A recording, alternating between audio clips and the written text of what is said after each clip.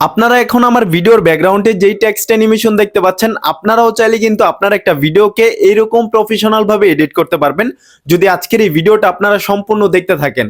মজার বিষয় হচ্ছে এইরকম ভাবে প্রফেশনাল ভিডিও এডিট করার জন্য আপনাদেরকে কোনো দামি কম্পিউটার বা ল্যাপটপ কিনতে হবে না।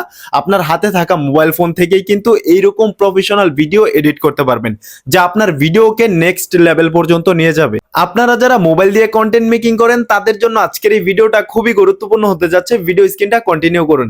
তার আগে বলে রাখতেছি, এরকম সকল ইম্পর্টেন্ট ভিডিও পেতে আমার এই পেজটাকে ফলো দিয়ে সাথেই থাকবেন, যা আপনাদের অনেক কাজে আসতে পারে। তো চলুন ভিডিওটা শুরু করা যাক।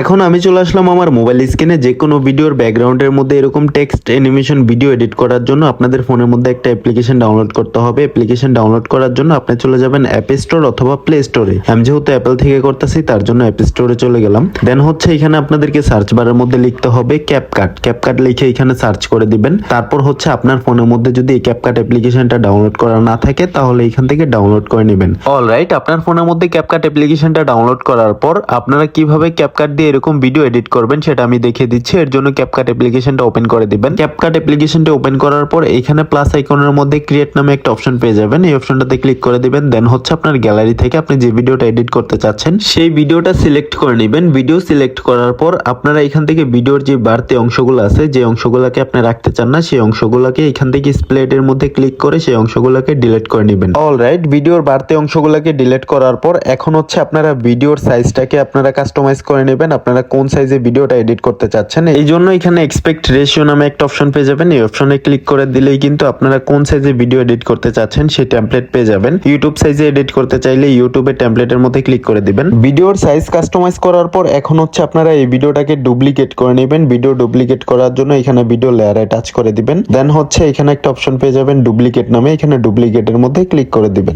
দেখতে পাচ্ছেন ভিডিওটা ডুপ্লিকেট হয়ে গেছে, অর্থাৎ ডাবল হয়ে গেছে। এখন হচ্ছে আপনারা এই ভিডিওটাকে নিচে নামিয়ে দিবেন। ভিডিওটা নিচে নামানোর জন্য এখানে ডুপ্লিকেট ভিডিও লেয়ারে টাচ করে দিবেন। দেন হচ্ছে এখানে নিচে একটা অপশন পেয়ে যাবেন ওভারলে নামে। এখানে ওভারলের মধ্যে ক্লিক করে দিলেই কিন্তু ভিডিওটা নিচে চলে আসবে। তারপর আপনারা হচ্ছে এই ভিডিওটাকে ড্র্যাগ করে এখানে ভিডিওর প্রথম অংশের মধ্যে আপনারা এসে মিলিয়ে দিবেন। এখন এই ডুপ্লিকেট করা ভিডিও লেয়ার থেকে ব্যাকগ্রাউন্ড রিমুভ করে দিবেন। তার জন্য এখান থেকে আপনারা স্লাইড করে চলে আসবেন ব্যাকগ্রাউন্ড বিজি এই অপশনটাতে। এই অপশনটাতে ক্লিক করার পর এখানে একটা অপশন পেয়ে যাবেন অটো রিমুভাল। এই অপশনটাতে ক্লিক করে দিবেন। তাহলে এখানে দেখতে পাচ্ছেন অটোমেটিকলি কিন্তু আপনার সেই ভিডিওর ব্যাকগ্রাউন্ড রিমুভ হয়ে যাবে খুব সুন্দরভাবে। দেখতে পাচ্ছেন আমার ভিডিওটা কিন্তু অটোমেটিকলি খুবই স্মুথ ভাবে ব্যাকগ্রাউন্ড রিমুভ হয়ে গেছে। ভিডিওটা দেখে কিন্তু বোঝার উপায় নেই, খুবই সুন্দরভাবে কিন্তু ভিডিওটার সাথে অ্যাডজাস্ট হয়ে গেছে। এখন হচ্ছে আপনাদের মেন কাজ, এখন আপনারা কিভাবে আপনার ভিডিওর ব্যাকগ্রাউন্ডের মধ্যে টেক্সট অ্যানিমেশন করাবেন। এর জন্য এখানে নিচে একটা অপশন পেয়ে যাবেন ক্যাপশন নামে। এখানে ক্যাপশনের মধ্যে ক্লিক করে দিবেন। ক্যাপশনে ক্লিক করার পর এরকম একটা অপশন চলে আসবে। এখানে দেখতে পাচ্ছেন জেনারেট ফ্রম। এই অপশনটাতে ক্লিক করে হচ্ছে আপনারা সিলেক্ট করে নেবেন আপনি ভিডিও থেকে ক্যাপশন জেনারেট করতে চাচ্ছেন নাকি ভয়েস থেকে। এখানে আমি ভিডিও থেকে ক্যাপশন জেনারেট করব, তার জন্য এই অপশনটা ভিডিওতে সিলেক্ট করে রাখবো। তারপর হচ্ছে আপনারা ল্যাঙ্গুয়েজটা সিলেক্ট করে দিবেন। ল্যাঙ্গুয়েজটা বাংলাদেশ ছাড়া অন্য কান্ট্রিতে থাকতে পারে,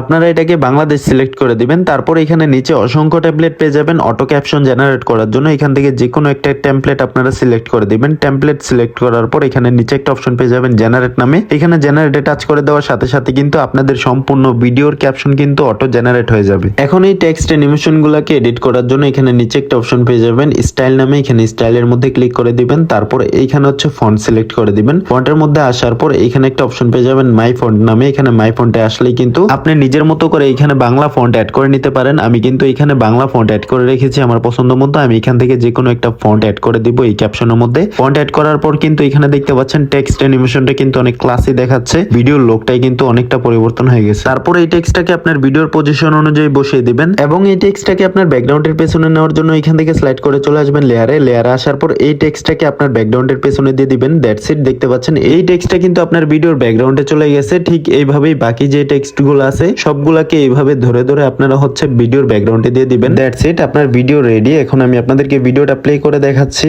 ভাইরে ভাই, 2026 সালে মেসেঞ্জারে আসা একটা মাথা নষ্ট করা আপডেট নিয়ে চলে আসলাম। আপনারা যারা রিলেশনে আছেন আজকের এই ভিডিওটা আপনারা কেউ ভুলেও মিস করবেন না। এখন এই ভিডিওটাকে চাইলে আপনার গ্যালারির মধ্যে এইভাবে সেভ দিয়ে নিতে পারেন। তো আশা করি আপনারা কিভাবে একটা ভিডিওর ব্যাকগ্রাউন্ডের মধ্যে এরকম টেক্সট অ্যানিমেশন করাতে হয় আজকের ভিডিওতে একদম A to Z বুঝে গেছেন। তো আমার আজকের এই ভিডিওটা এই পর্যন্তই ছিল। ভিডিওটা যদি ভালো লেগে থাকে ভিডিওটাতে একটা লাইক করে দিবেন এবং কি শেয়ার করে অন্য আরেকজনকে দেখার সুযোগ করে দিবেন।